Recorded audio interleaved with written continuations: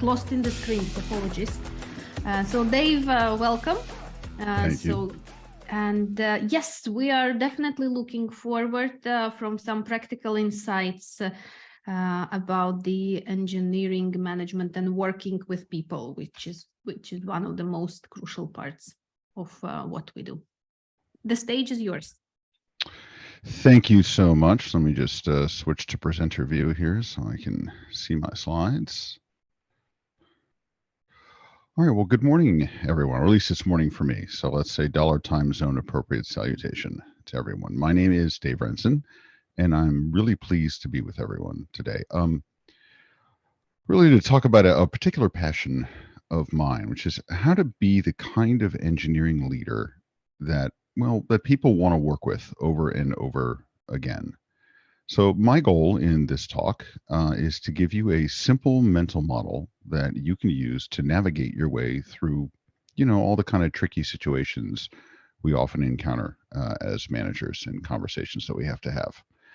And these are kind of uncertain times in a lot of dimensions. So, with any luck, this will have some value to you. I'm going to try to leave time at the end for questions. I really do like questions a lot, so please do ask them. I particularly like it when someone points out some place where maybe I'm wrong, because then I get to learn something. So don't be bashful. That's all my contact information on, so you can find me. All right, so since my goal is to give you a useful mental model, we should talk about what that is. So what makes a good model, whether it's a good human mental model or a good sort of computer model, they have basically the same characteristics, right? So if I was building a model for machine learning, I'd want it to be kind of the same as the model I might use in my head. So in the first place, a good model needs to be predictive, right? So if your model doesn't do a good job of predicting some outcome, then it's not really much use to you. The second thing is your model needs to be usefully durable, which is just a nice way of saying that it needs to be predicted over some useful period of time. So a model that predicts, say, I don't know, for 1 second into the future might be valuable, but it's less valuable than a model that can reliably predict a minute or a day or a month into the future, and so forth and so on. Because if you have to constantly update your model, it's less useful because it's, more expensive to maintain and reason over. And finally, a good model needs to be cheap to do and easy to do inference.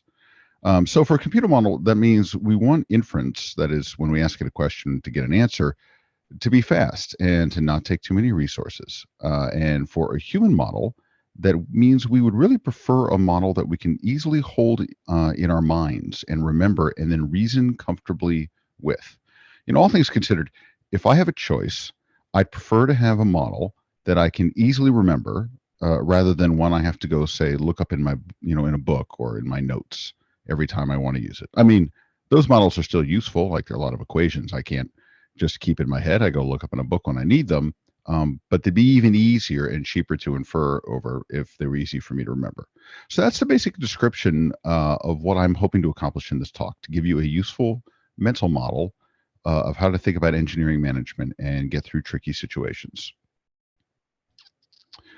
Before I continue, however, this is my standard caveat to everybody. The American statistician George Box once said something which I've always loved, which is that all models are wrong, but some are useful. It is not my goal today to give you a perfectly true model or an objectively true model. I mean, I'd like it to be, that'd be great, but it's not actually the requirement. And in fact, I'm certain that some aspect of what I'm going to say this morning is going to be wrong in some way, because all models are wrong. But my goal is to really give you something that is useful, something that is predictive, usefully durable, and simple to reason over, and that you can apply every day for your teams.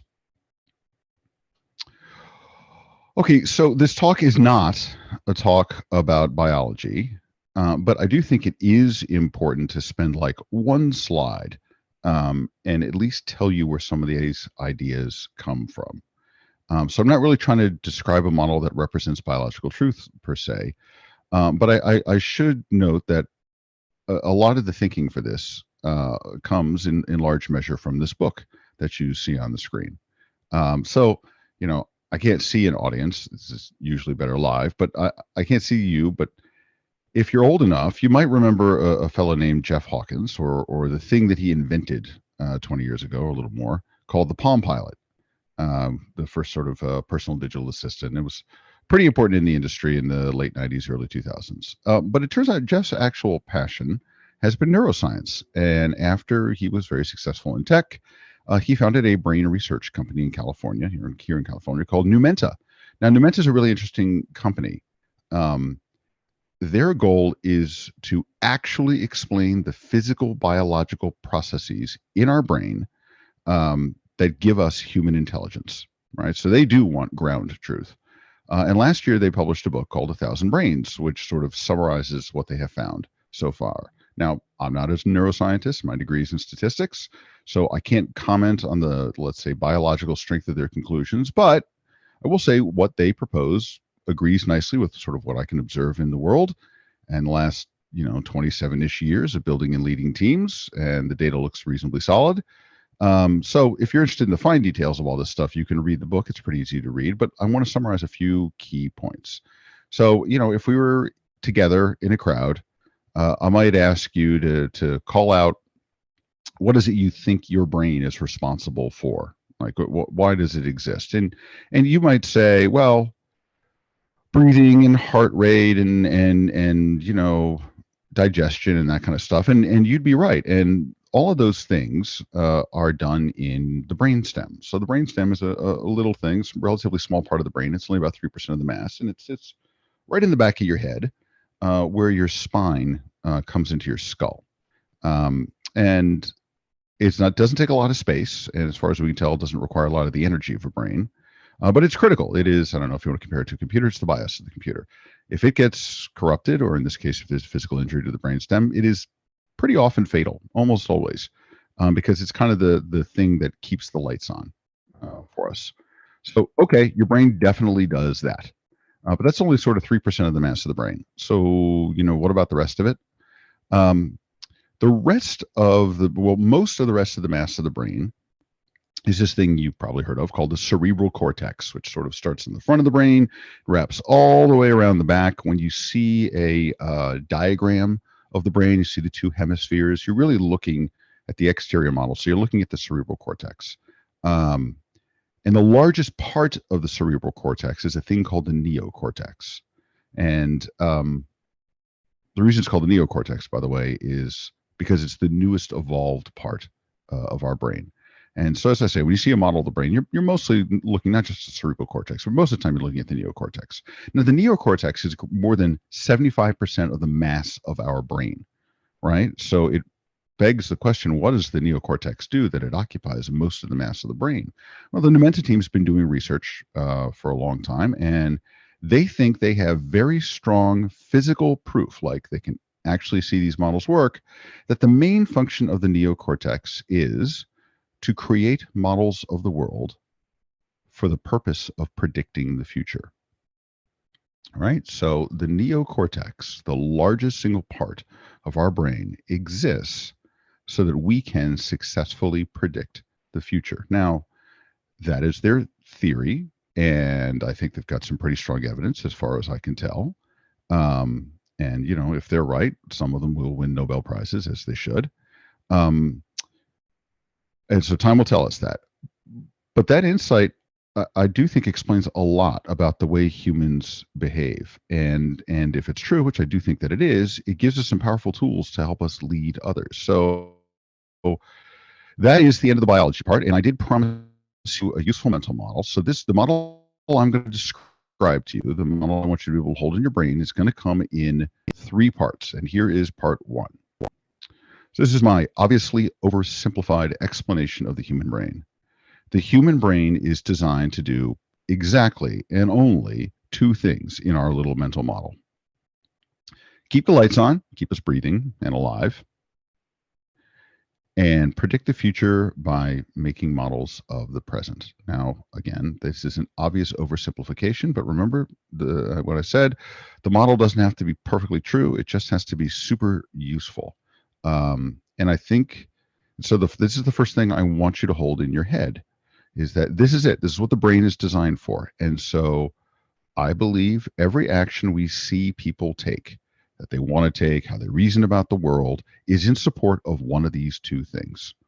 Okay, so that's the first part of my little model that I want you to consider. And this is fine as far as it goes, but we can go a bit further with it. So let's shift a little bit. If we were in a crowd and I asked you, we're all in tech, it's a knowledge business. So what is the attribute of people we are trying to hire? And I'll bet if I polled everybody and collated the results, the most common thing people would say is, we're trying to hire smart people, duh. And that is obviously true. We do knowledge work. But it's interesting to ask the question, what do we mean by a smart person? We use the word intelligent a lot, but it's probably useful to define it, because it's like all things in all languages, it's got a lot of nuance. All right, so this is the old speaker's trick of just pulling a definition out of the dictionary. But in this particular case, I do think it has some utility here. So the sort of the regular run-of-the-mill definition for intelligence, at least in the English language, I think does a pretty good job of describing mostly what we are looking for in coworkers and teammates. We want them to be able to learn and adapt to new situations. We want them to be able to think abstractly about new problems. Basically, if you think about it, what we're looking for are people who are good model builders, right?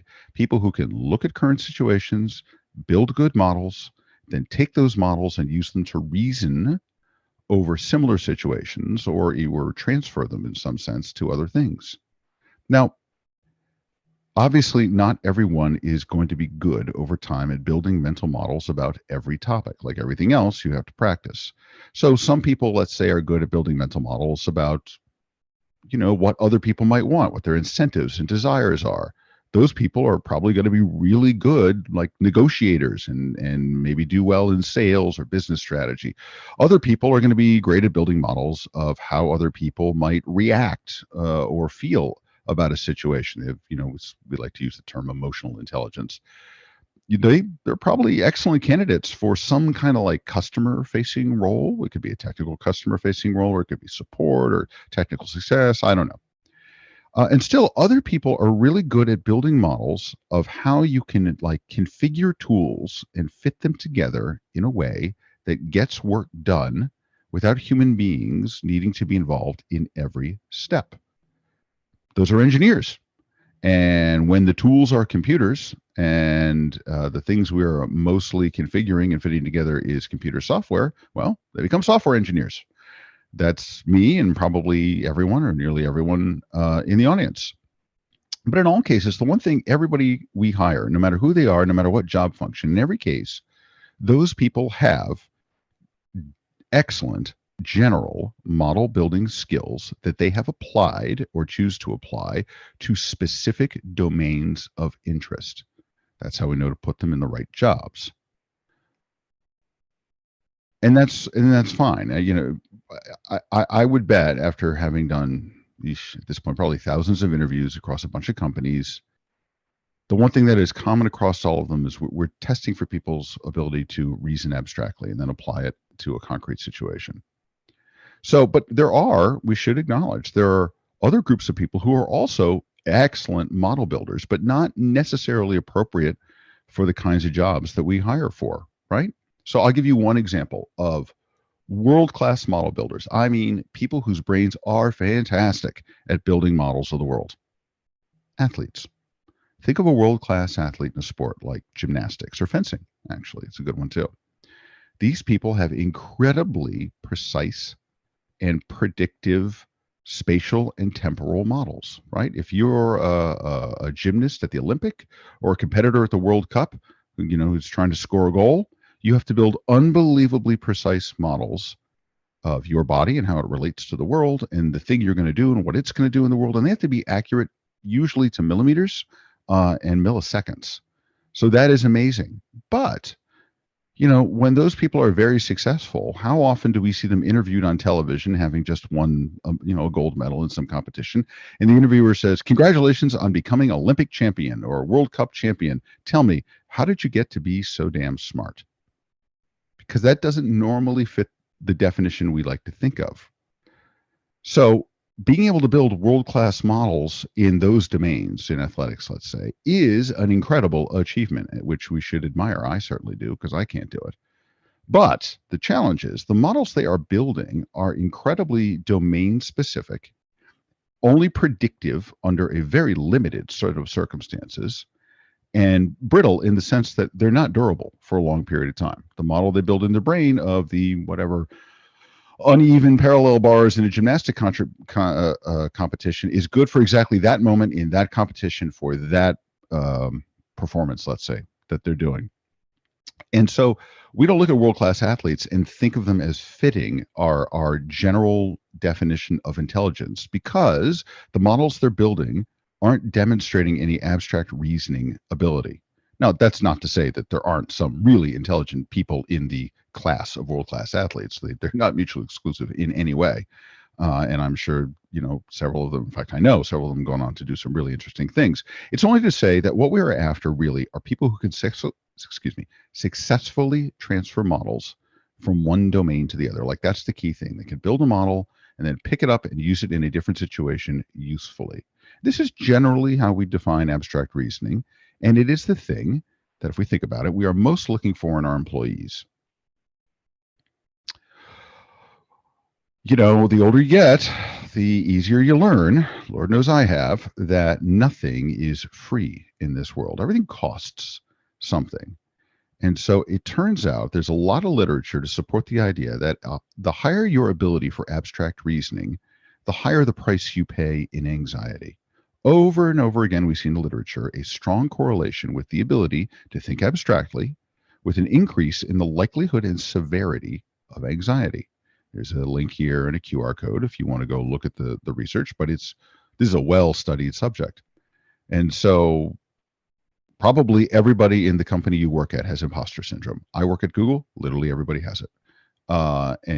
And that's a sign, that's a consequence of anxiety, and we're all probably above average worriers, let's say.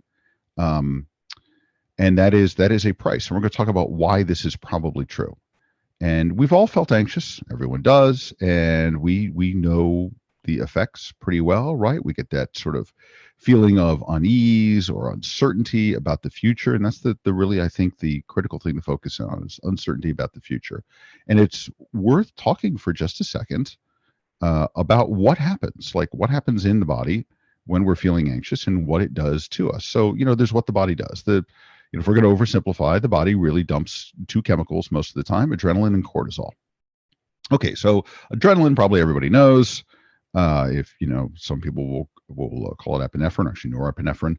Adrenaline triggers the body's flight or fight response, right? The reaction that causes like our air passages to dilate, provides muscles with oxygen they need to fight danger or run away. It also triggers blood vessels to contract and redirect blood towards our major muscle groups, including the heart and lungs. Okay, cortisol is our primary stress hormone. Now, cortisol, I think, is misunderstood in a way in the sort of the popular view. It increases sugars, it increases glucose in the bloodstream and enhances our brain's use of glucose and increases the availability of of that and other substances to repair tissue. So cortisol also, and this is the really key thing, curbs the functions in our body that are not essential or perhaps harmful for fight or flight. You know what it turns out to be not essential for fight or flight? The ability to reason abstractly. By the way, quick aside, do you ever wonder why we stress eat? When we're under stress, why do we go to the kitchen and get something to eat? Actually, because of cortisol, this is why. So when our bodies dump a bunch of adrenaline and cortisol, we start burning. We get access to short-term energy in the form of glucose. So we start burning it, basically sugar. And it gets depleted very quickly because we can burn it very quickly, and we get hungry. We need to replenish it, which is why when you go to the kitchen to stress eat, no one ever says, man, I'm under a lot of stress, I need a steak. It's always, some kind of carbohydrate. So, okay, those are the chemical effects of anxiety. But the key thing here, right, and we all know about shallow breathing and excuse me, to rapid heart rate and all that stuff. But the most important thing here is because of cortisol, principally, we lose access to the higher reasoning centers of our brain. We could see it in an fMRI. We lose blood flow to the parts of our neocortex that let us reason abstractly. Now, researchers aren't 100% sure why cortisol does this. There are some people who have kind of the theory that that's an evolutionary thing, so that we could spend all our energy running away or fighting, maybe. There are other people who think that it's like, if you think of a computer that's at 100% utilization for its CPU, it can't do anything else. It's kind of the same thing, that our brain energy is directed at surviving, so it's got no free cycles to think. Maybe. Some people think it's actually got something to do with the combination of the chemicals blocking something in a neural pathway. For the purposes of this talk, I say we embrace the power of and. It doesn't matter what the reason is. All that matters, it is definitely true that when a person is under stress, in particular when they're feeling anxiety, their ability to reason drops amazingly to near zero. And we've seen it in physical studies, in fMRIs. And this is a huge problem for us. We're in a knowledge business. We have literally hired all of these people for their ability and expect them to access that higher reasoning ability all the time, because we've hired really smart people, which means we've also hired really anxious people who are easy to trigger anxiety in, which means it's easy to put them in a condition where they can't access the part of the brain we actually pay them to want to access. So the next valuable thing it may be is to ask, well, if these people, which we are definitely, are higher, have a higher propensity towards anxiety, what is it that causes anxiety, so that maybe we can prevent it in people? And I have a theory. I couldn't prove to you this is absolutely true in a biological sense, but I think it explains a lot of stuff, and I find it to be highly predictive. So I gave you the first of three parts of this model, which is what the brain is principally for. Now I'm going to give you part two. Anxiety is the price of intelligence, and all anxiety, every bit of anxiety that we feel as people, comes from model invalidation. So let me tell you what that means and why I think you care. So in my mental model of human behavior, all anxiety is a result of model invalidation. What I mean is, if the root cause of anxiety is uncertainty, I mean, it's in the definition, well, what causes uncertainty? Literally, what causes uncertainty? Well, uncertainty is, I had some expectation about how things are or how they will be, and now I've discovered it isn't true, and I'm not sure what to do about that anymore, right? Basically, that we discover that some model that we have been using, some model of the future or the present, or maybe some model of the past, has suddenly become untrue or invalidated. And I'll take it a bit further. I don't think all invalidation is equal. So I think if a model of you have in your brain of the future becomes invalidated, that's one level of stress. And if a model of your present becomes invalidated, well, that's a higher level of a stress. And if your model of the past becomes invalidated, that's an even higher order of stress. And the further back you go, the worse it gets. Maybe an example is useful here. So suppose I have dinner plans. I'm in the car and I'm driving to dinner, and I want to get there by 7 in the evening or something, and there's unexpected traffic, and I suddenly realize I'm going to be late. Okay, I'm going to feel anxious about that, because I've just realized that my model of the future, that I'm going to be at dinner on time, is wrong. So that's kind of one level of anxiety. And it gets better when I sort of make a plan, text my friend and tell them I'm running a few minutes late, or take an alternate route or whatever. And then so I've recomputed some model of the future, and maybe I feel a little better. Now I want you to, though, think of a scenario where our model of the present becomes invalidated. Well, actually, you know what? Let's take the one we had. We're driving to dinner, right? So instead of there being traffic, we're driving to dinner, we're feeling good. Our current model of the present is, I have half a tank of gas in my car. And then suddenly a warning light goes on, and I look down and I realize I'm nearly out of gas, and I'm going to have to stop for gas. Same situation. I'm still on my way to dinner, and I'm still, going to be late, but I'm feeling more stress, or I'm going to argue that I'm going to feel more stress. And why? Well, my argument goes something like this. When our model of the present becomes invalidated, by definition, our model of the future becomes invalidated, because it's built on our model of the present. But more than that, it calls into question our ability to actually make a useful model about the future. Until our model of the present gets fixed, we understand that we have no ability to predict successfully in the future. So we have no ability to do the thing that greater than 75% of the mass of our brain is evolved to do. And that will cause more anxiety and stress or more urgency to go fix. And that's a more serious problem. And then to extend it even more, imagine what happens when your model of the past happens. I don't know, I'll pick something sort of extreme. Imagine you're at age 30 and you discover that you've been adopted, right? That whatever, your parents who you grew up and loved weren't your biological parents. That's going to invalidate a good many of the models you have built of the past, almost all of them, maybe all of them, I'm not quite sure, but a lot of them anyway. And that's going to be a pretty traumatic experience if you've ever known someone who's had that kind of a thing where a bunch of models of the past have been invalidated. In fact, it is so difficult and so stressful and anxiety inducing that most of the time it requires the help of a third party, like a psychiatrist or somebody, some professional to help people reason through it and deal with it. And if you think about it, it makes a lot of sense, because what does your brain have to do? It's got to now correct all those models it built in the past so that it can have a reasonable model of the present, so that it can make a reasonable prediction about the future. So you can imagine that's going to be a more stressful and anxiety ridden kind of moment for everyone. And it makes perfect sense. If 75% of the mass of our brain is dedicated to predicting the future, things that invalidate that or make it hard are going to cause us anxiety, and the things that are the most expensive to remedy so that we can get back on track are going to cause us the most anxiety. So this is part 2 of 3 parts, right? Anxiety is the price of intelligence, and all anxiety comes from model invalidation. So that's going to lead me to part 3. So fine. We know that our brain is literally wired to predict the future.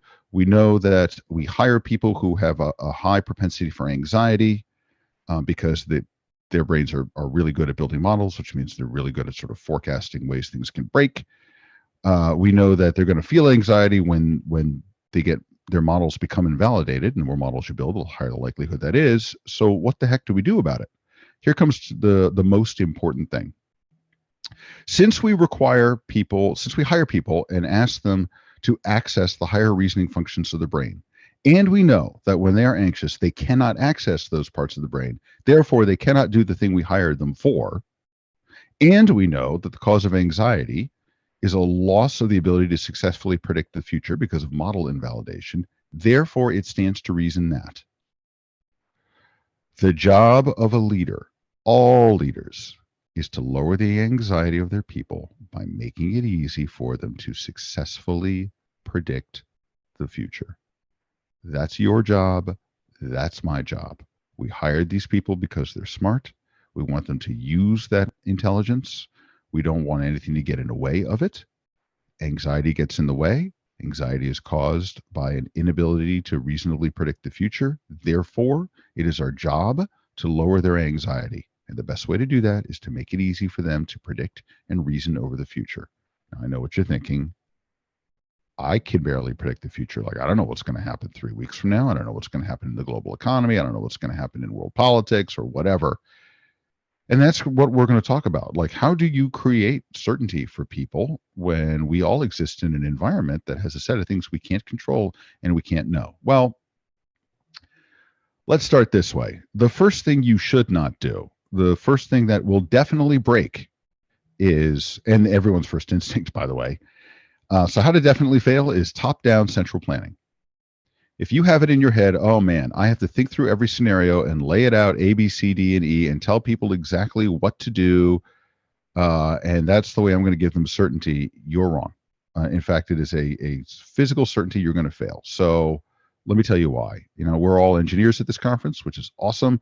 These days, that means we have all worked on or work on currently some kind of distributing computing system. Like, we're all building systems where at least 2 computers are talking to each other. I've been working on these systems since the early 1990s, and there's some things that everyone who works on these kinds of things learns the hard way, all of us, every time. So the first thing we learn is that in any non-trivial system of computers, basically any system that takes more than a couple of 3 computers, especially if the computers have any kind of geographic separation between them. The first thing we learn is that any kind of central control or resource planning and allocation causes more harm than good. It doesn't matter if our software is doing network routing or distributed storage, via consensus algorithms or large database query systems.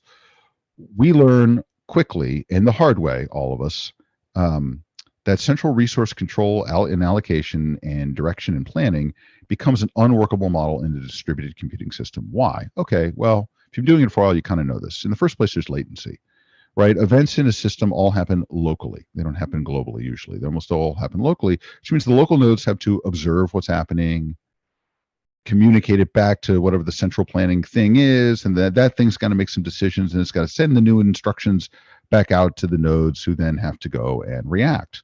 Well, local conditions often change more quickly than that latency allows a good decision to happen, which means that your central authority, your central planner, in this case, your controller, is always kind of making last round's decision, right? It's always chasing the current state.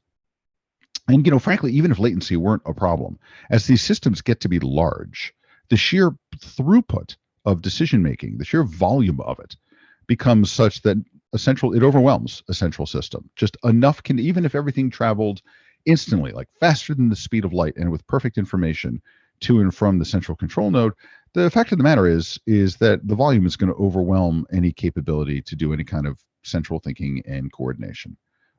So when a distributed system gets just of computers, which are pretty simple things actually, when a distributed system of computers gets large enough, it's just too much to ask for a central system to do all of the planning. So as engineers, what do we learn from this when it comes to computers? A good distributed computing system performs way better when decisions are distributed and control is distributed. Yeah, you can have central reporting, and often you need to, but central planning and decision making and control, no. That gets distributed as far out to the nodes as you can do reasonably. And literally, any system of any complexity and scale learns this lesson the hard way. All right, why am I saying this? Because humans aren't computers. This is true. Humans are not computers. Humans, in fact, are terrible computers. Humans are way more complicated individually than computers, which means a system of humans, a team or an organization, is way more complicated and way less reliable than a system of computers. In fact, a system of humans, even a small one, sometimes a team as little as 4 or 5 people, is much more complicated than a really distributed big system of computers. Why is that? We can go through that real quickly, but I think everyone probably have an intuitive sense. In the first place, this I think is the most important part that distinguishes a human from a computer. A computer will do exactly what you tell it to do. You tell it to do a thing, it'll do it. If it didn't do the thing you wanted, it's because you told it the wrong thing. That's super useful. A human will not. Humans need agency. One of the first things, maybe the first thing we learn as people. So we're born, we come into this world, we kind of immediately start building models. What is the first thing we put into that model? Is that when we cry, somebody pays attention to us. Like before we learn what our name is, before we learn to speak, before we learn to walk, before we learn that even that we have like hands and feet, or what our eye color is, or our hair color, or any of it, we learn that we have cause and effect in our environment, that in some sense we are independent actors in our environment. We can take an action and we can see a result. That, I think, is the oldest durably true thing in every model every person has ever built about themselves from the moment they are born. Yeah, you could say that we have we've been evolved to cry. That's completely reasonable when we need something, but that turns into a learned behavior pretty quickly. And anyone who's got kids knows it, that from the time they're really small, I mean like really small, like days old, they learn they cry, someone will pay attention to them. And that's fine. That's working as intended. So we start learning from the really early age so we can express some form of control over our environment, like literally from the day we're born. And I think that feature is present in every model we have ever built in all our lives. It's literally our oldest feature. So if that's true, or even kind of true, what happens when we do something as adults to other people that make them lose their sense of agency? What happens when we put them in situations where they have no agency at all? Or we tell them, just do the thing. No, just do the thing. I'm not going to tell you why to do the thing. Just do the thing. Okay, just do the thing. We're teaching them that they're trapped, that they have no agency. Congratulations, you have just successfully invalidated every model they've ever created in their entire life. Like, you're literally pushing against a human biological imperative in that case. When you remove somebody's agency, you have created the greatest anxiety a person can feel. We all, I think, know Maslow's hierarchy of needs. I think Maslow was wrong in one sense. I actually think agency is the highest imperative for human beings. And I say that because to regain control of their environment, humans will give up sleep, they will give up food, they will give up, let's say, romantic relationships, remembering that I'm speaking in public. They'll give up all kinds of things. That is how strong our need for agency is. So you need whatever system of management you have with people, you have to preserve their agency. Otherwise, you just cause anxiety and really terrible things happen. But here's the thing. Even if this weren't true, even if people didn't need agency, I mean, they do, but even if they didn't need agency, you know what we know is also true? Humans are terrible computers. Like, they can't follow simple instructions well, no matter how simple they are. Like, here's a good example. Back when we were having conferences in person and I was talking in front of crowds, often I'd be talking about the reliability of systems and how they interact with humans. And early in a presentation, I would say to a large group of people, get up, stretch, do whatever, give them a couple of physical things to do and say, okay, now everyone raise your left hand. They'd all raise their hands. I would take a picture, then we'd move on in the talk. And when I got to the part about how humans complicate systems, I would take the picture out and present it to them. Because pretty much without fail, about 20% of the crowd, when I said raise your left hand, would raise their right hand. Now, I don't know how well you can see this picture. This is a real picture from a real conference, but about 20% of the people are raising the wrong hand. In fact, in back, you can probably see that there are people raising both hands, right? And now, these people are not stupid. They're not lazy. They're not evil. They're not malicious in any way. It's just, well, they're people. And people interpose judgment, probably as a consequence of building models. And that sometimes means that they're not going to reliably do what you ask them to do, no matter how clear you are. A computer is going to do exactly what you ask it all the time. But humans, yeah, not so much. So central control also fails for that reason, because just some percentage of humans aren't going to do the thing. Also, and this is the other thing, at any point, some set of people are going to be feeling anxiety, which means they can't reason well. Well, imagine a node in a distributed system that lost, processing power to its CPU. The node's not going to be able to do much. It's certainly not going to be able to carry out your instruction. So the sum of these things, right, the fact that we need agency, the fact that even if we didn't need agency, we're super unreliable. And even if we were reliable, and even if we didn't need agency, some people are going to be feeling anxiety and therefore have CPU capacity of 0, means that central control is silly. It doesn't work. It breaks. It destroys the central fallacy of central control, which is that you need a closed loop that's very fast.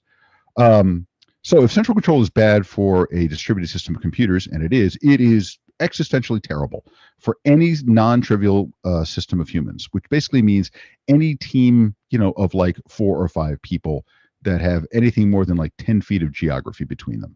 Okay, so this is the wrong way to do stuff. Now I'm going to tell you the right way. I think the right way to do stuff. I am an engineer, so you should never let me name things, but in my brain, I like to think of this as central principles and distributed decisions. The basic idea goes like this. First, we have to articulate a set of durable principles and objectives that apply everywhere and all time, right? So if you're in a company, these principles are like maybe your company's core values, your team's core values. They are the way you decide good from bad, right from wrong in your organization. They need to be true at all times and in all places. They are the guardrails that we never violate no matter what. They don't have to be quantifiable because they're principles, right? They're expressions of value. But they do have to exist. And you, as a leader, are responsible for these.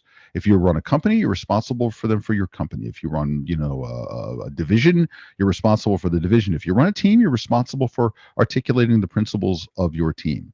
You'd like it to be a small number, 3 or fewer, so people can remember them. And they need to be sort of easy to understand what they mean.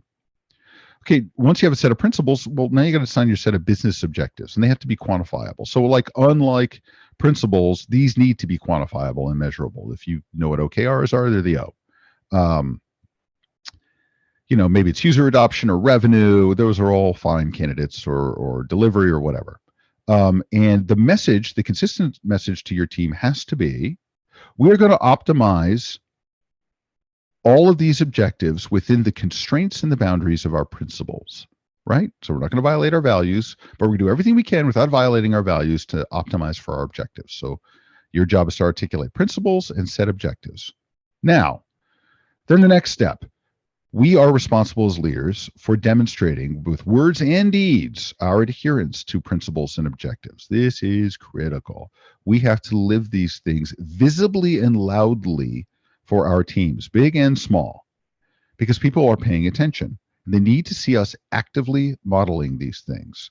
My advice is you should, all of you, be ruthlessly transparent with your teams about how you are choosing to apply principles and meeting objectives. Whenever you make a decision, you should be just viciously transparent about why you decided to make the decision you did and how you reasoned over it. Because you have to teach people how you reason, and therefore by extension how you'd like them to reason. And if you aren't following your own principles, or optimizing for your own objectives, or then what you're really teaching people is there are a set of hidden principles or objectives that they need to spend time to discover. You're teaching them that their model is broken. In fact, you're making their models worse and degrading their ability to predict the future, which is pretty much the opposite of what we're trying to achieve. Okay, so this is, I think, the most important bit on this slide. Spend all of your time, and I mean like greater than 90% of your time in the day, explaining and demonstrating why. Leave the how to your ICs, but as a manager, as a leader, spend all your time on the why, not just thinking about the why, explaining the why, and then acting in a way that demonstrates to people that you really believe in the why, right? So you want to teach people how to reason consistently across your organization because it makes everyone's models better. It makes it, even if it doesn't make it easier for them to predict the objective future, it makes it easier for them to predict how you're going to react, and that's going to lower their anxiety. So you are responsible for principles, objectives, incentives, and tie breaking. You are responsible for being ruthlessly transparent about why you set the objectives you do, why you set the incentives then you do, why you have broken the tie the way you did. And if you teach people how to reason about things, and more importantly, how you will reason about things, they won't need to come to you much to break ties, which is a feature, not a bug. Everything that isn't one of those four things, and I mean all of it, you need to push to the edge, meaning push to your ICs. All of it. Leave the how to them. It's not enough as a leader to push all of this to your next line of managers. You actually have to ensure that they are pushing these things along to the ICs. Leave everything that isn't the why to the ICs. All of it. It is not your job to predict the future. It isn't, because you can't. Don't try. It's a fool's errand. It is your job to teach people how you will make decisions and therefore make it easier for them to predict how you will decide. That is how you remove their anxiety. Quick story about a coin. I have a thing that I do that people in the beginning hate and then love. It is very often true. I will tell people what I want them to achieve, tell them our principles, objectives, etc. And then two very well-meaning people will come to my office and say, we've talked about it. We have two equally good ways to achieve the thing. We don't know which one to pick. And I will say, well, what new information do you need from me so that you can decide which one to pick? And sometimes they will say, no new information that is possible to get will help us. They're literally equal. And I'll say, do you mean they're a coin toss? Yeah, they're a coin toss. Then I'll take a coin out of my pocket and I will toss it. And they will watch me make the decision. Heads for option A, tails for option B. And suppose it lands on tails. After they're stop being stunned, I'll say, the coin says we're doing option B. Go to option B. And they'll all look at me and go, should you really be making decisions by flipping a coin? And I say, well, you told me it's a coin toss, so I flipped a coin. So we're going to go do option B. Like, that's actually my decision. We're going to do it. But I see that you're worried. So let me take some of the worry out of this. Before you go do option B, I want you to go back and talk amongst yourselves and ask yourself, how will you know as early as possible whether option B, the thing that the coin told you to do, is working or not? How much error or how much badness will you accept before you decide, oh crap, this isn't working? What will you monitor to know? How quickly can you find this out? And then how easily, how little friction can you choose the next best course of action, which might have been option A, the thing the coin didn't pick. Go back and do that plan and come back to me. And then we're going to go do that. And they'll go back and they'll do that. And they'll come back and they'll tell me, we'll talk about it, and then we'll go do that. The power of this, because indecision doesn't do anything for anybody, the power of this is what happens afterwards. This story is going to get around the org really, really fast. And people are going to hear it. And then they're going to see that you actually did it. And what's going to happen is the next time two people are talking, and they really feel like they're at an impasse and they're in a situation where no new information is going to make the decision better, but still they have two plausible options and it just seems like a coin toss, they're going to toss a coin. And then they're going to come tell you, we had this impasse, we tossed a coin, the coin said do X, we're going to go do X, but don't worry, we've got a monitoring plan in place. We know how to quickly figure out if X was the wrong thing and how to easily pivot, or as easily as is reasonable, to whatever the coin should have told us to go do. And that behavior, exactly that behavior, reasoning through uncertainty, preparing contingencies, and then acting accordingly and watching closely, that is what you want to be cultivating in your teams. That is how you as a manager work yourself out of a job, which is awesome. The reason it works is because a coin absolves them of the guilt of indecision and lets them concentrate on the solution. I do this all the time. It freaks people out, and then they go do it because it's really effective.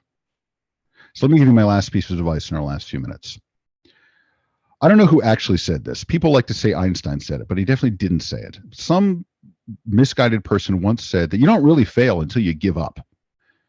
If you'll excuse my French, that's a little bullshit. You should save that for cheesy motivational posters. It's not true. You know when you fail, really? You fail by failing to notice. Every decision we are going to make, all of them in our lives, is going to be at least a little bit wrong the moment we make them. And none of them are going to be durable, which is to say the world changes. So every decision we make is eventually going to be completely wrong because the world has changed. The circumstances under which you made the decision have changed. And so it's not good anymore. So since that is true, where you want to teach your teams to spend their time is figuring out how to lower the blast radius of their mistakes, which really boils down to how to monitor tightly and have backup plans in place. Basically, how to notice quickly and react decisively. Because if the cost of the mistake is cheap enough, and all decisions are at least a little bit of a mistake, but if the cost is cheap enough, you can afford to make the right decision by simply running out of the wrong decision because the costs aren't very high. And in fact, you won't.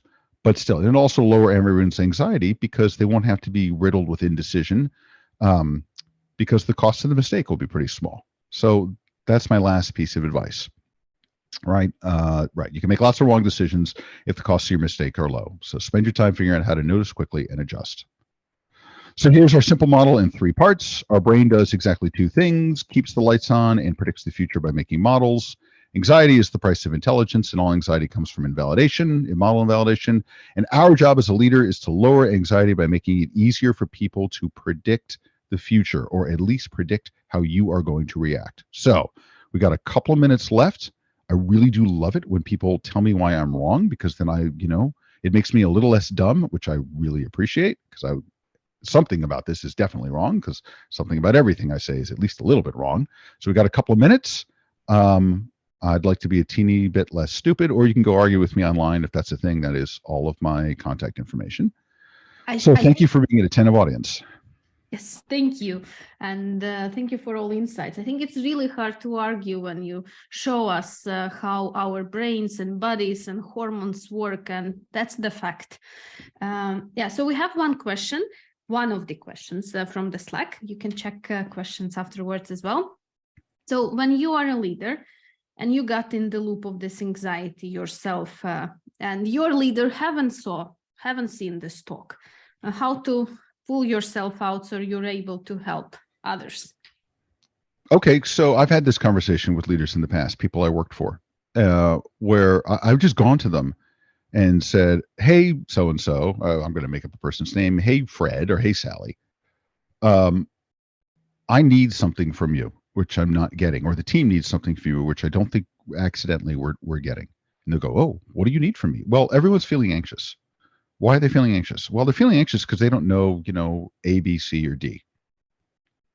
And that person will go, yeah, well, they don't know that because I don't know that. So I don't know what to tell them. I say, well, you know what you can do to make them feel less anxious? You can go through the flow chart with them. You could say, well, if it turns out to be A, we're going to do this because of these reasons and these principles and objectives. But if it turns out to be, we'll do this other thing. And if it's C, we'll do that and whatever. And kind of here's what we're looking at. And stay tuned. We'll see. And that'll lower their anxiety because it'll take one variable off the equation out of the equation. It will teach them how you are going to make the decision. So then they can watch the data and they can successfully predict what you're going to decide. I've had this conversation probably half a dozen times with a leader, because when I was younger, I didn't know enough to have the conversation, and when I knew enough to have the conversation, I was maybe too scared to have it. So when I got a little older, and maybe cared a little less, or got more confident, I could have it with my leaders. And literally every time I've had it, they've paused and looked at me and said, actually it's a really good idea. Yeah, let's go do that. Let's go schedule an all hands or a team meeting or whatever, and let's go do that. And so now everybody wants to be a good leader. And the people who don't want to be a good leader, if you were working for someone who doesn't want to be a good leader, go work for somebody else. You can't succeed. You're going to be miserable. Just go someplace else. It's time to quit or time to leave the team. But pretty much everybody, within some reasonable definition of everybody, wants to be a good leader. And so if you tell them that in that kind of a way, they're like, oh, hell, that seems okay. Yeah, of course, now that you say that out loud, we should absolutely go do that. And then they learn. And that is part of your responsibility too, is to manage up, let's say, that way. But I've never been in a situation where people didn't accept that in a pretty gracious way and then react. Yeah, another wondering I see in the Slack, and I also had a similar experience, because on one hand, you're saying that people want to have this agency, as we understood, is like having the power to make action. But I have also experienced, and I see other people as well, that people do like boundaries. Some people really like, no, I want my instruction. That's only because that way, I will not have responsibility, and that makes me quite safe, what happens. So what is your view on that? That's the key thing. They think they might tell you, especially very junior employees, look, just tell me what to do. I'll go do it. And okay, maybe that moment you can lower their anxiety by just doing that, but as you point out exactly the truth. The reason they say it is they're scared. They don't want the responsibility of deciding wrong. So make it safe for them to decide wrong. Tell them you have the freedom to decide how to do this within these boundaries, right? Like there's an expression in the US, keep it between the ditches and shiny side up, meaning don't flip the car and keep it, from not going off the road. And that's your job is, okay, this is a junior person. They're very nervous. It's their first job. So tell them, as long as they stay within this lane, they will not get in trouble for any decision they make on how to do something. But I'm going to make you responsible for deciding how to achieve this thing within this boundary. Maybe the boundary is a time boundary. Maybe it's a boundary within which systems they can use. I don't know. That's up to you. And they'll go, no, it's your job to figure out, I hired you because you're smart. So it's your job to figure out the how to do this, even if I think I know better, because that's how I'm going to teach you. But I promise you can't get in trouble as long as you stay within these parameters. And then they go do it. And then they come back and they tell you, and they're either right or wrong. Maybe they're wrong. And you go, well, that's interesting. Why did you choose that? How did you reason about it? Did you consider this, that, or the other thing? That's how you teach them. But what you don't do is make them feel bad or tell them they're in trouble. You tell them, okay, you did exactly what I told you to do. I think you probably got to a different conclusion than I think is optimal, but that's not a problem because I'm here to teach you. So let's try this again. And you give them confidence, and then you teach them they shouldn't be afraid to express their agency as long as they understand reasonable limits. That's the way to do it. Because it turns out, even if they say, tell me the thing to do, you can, and that'll be fine. But after a while, they'll resent you telling them the thing to do, even though that's what they told you they wanted, and they won't know why they resent it. Yeah, cool. And also, they'll never grow up to be anything better if you do it. And I also was very curious because of where you work and the geography also. Do you see there is coming trend that we do expect from managers leading positions, more knowledge into biology, psychology about people, or it's still not yet? For example, I don't know, when you hire someone in Google, that there is a test on how much you know about how the brain and how the hormones. No. We wouldn't do that. There are ethical. So I'm not sure. I think that would be completely ethical in any event. Okay, look, the fact of the matter is, people have been trying to apply biology and psychology to management for more than 100 years, and why do they do it? Because we're evolved to build models. So if I can think of a useful model that I can tell other people, like this literally my biological imperative. So that's been going on for as long as there's been psychology and management, and that's fine. No, I don't ever see a case we'll be like testing people's physiology or some nonsense like that. Actually, I think it'd be counterproductive, to be perfectly honest. A lot of those aren't really good. We already, whether we're trying to or not, we're testing people's ability for abstract reasoning when we hire them. And by the way, people who decide to be software engineers are self-selecting for those skills anyway. If you don't have a facility for abstract reasoning, you actually can't be a software engineer. Like it's just true, and it's unfortunate in the sense of opportunity, but I can't help it. It's just that is the truth because it's the nature of the work.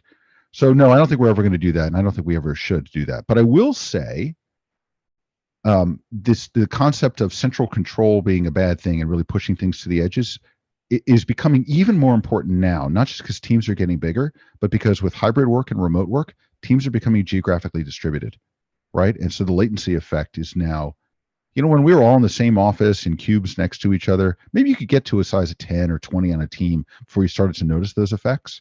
But now that a lot of us are distributed, we're minutes, if not hours away, we're not in person, like the effects we talked about in the slides are much more acute, much earlier. And so it becomes much more important, I think, right now. Super. Thank you. We have more notes and questions in Slack. So if you have time, please take a look. But otherwise, wish you a wonderful December and the beginning of the new year. Thank you, everyone, for listening. You saw my contact information. By all means, feel free to take the internet to tell me all the ways I was wrong. Then at least I will learn something. And thank you, everyone. Thank you, DevTrinity, for inviting me. I really appreciate it. Bye. Have a good day, everyone.